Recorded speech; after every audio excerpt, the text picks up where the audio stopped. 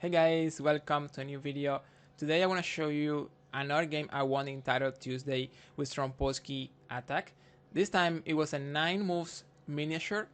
Even when the end of the game is not so fantastic, I mean there's not like a fantastic combination or anything. My opponent made a big mistake and I took advantage of it. That's what happened.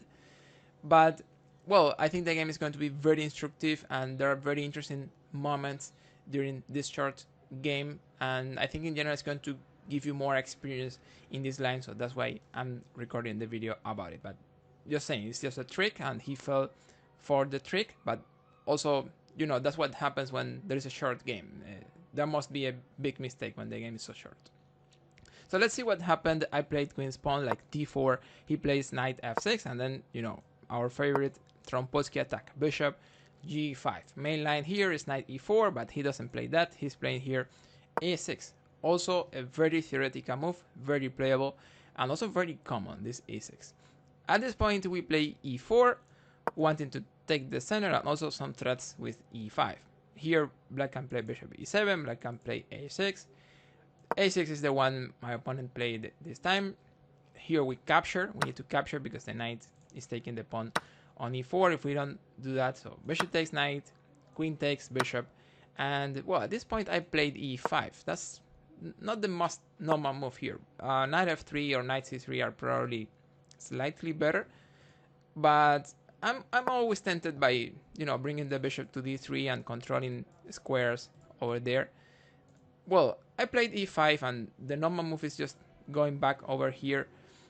In the game he plays queen g6, which is not really the best move.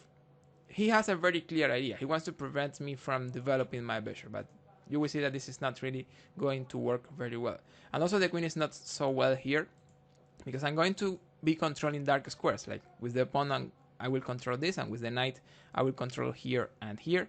And also the bishop will cover at some point the light squares. So it's going to be very tricky for the queen, and that might be a problem. So that's why queen g6 is not really the best move for black here. Well, I played knight f3, he plays bishop e7, and here there's a move I really like in the game.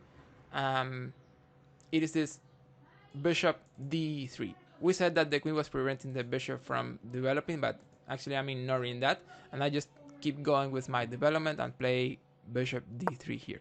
In the game he plays queen h5, but of course I guess you're wondering, well, what about the pawn? What happens after queen takes e2? That's a key line here.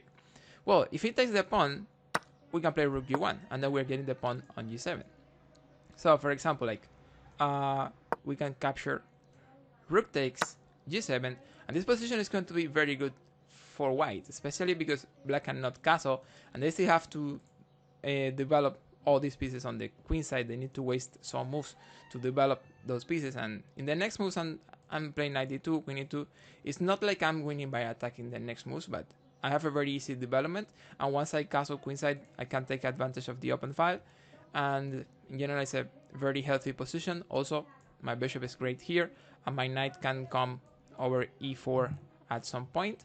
So it's a really nice position, clearly better, much better for white, and also the queen is still out of place, a little strange over there. So bishop d3 is very good. Black plays queen h5, and at this point I played a move. This move is actually a trick, but also we need to say that it's one of the best moves in the position. So it's not like a bad trick. It's a trick, but also it's a good threat. I'm creating problems with this move. So I played here a3, and well, at this point my opponent played a very bad move, and he blundered, and I won the game because of that.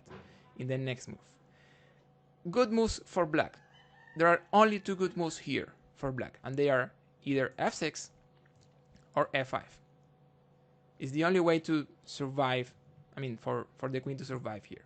So he needs to clear this square or this square for the queen. It's the only way to stay in the game. In the game my opponent played d6, and of course that's a blunder. I just played here g4 and the queen is trapped, and of course I won the game because of this. If you guys have any questions, let me know in the comments. If you want to see more videos about Trompowsky Attack, check out this one over here. I'm sure you will enjoy it. Thank you so much guys. Like, subscribe. See you on the next.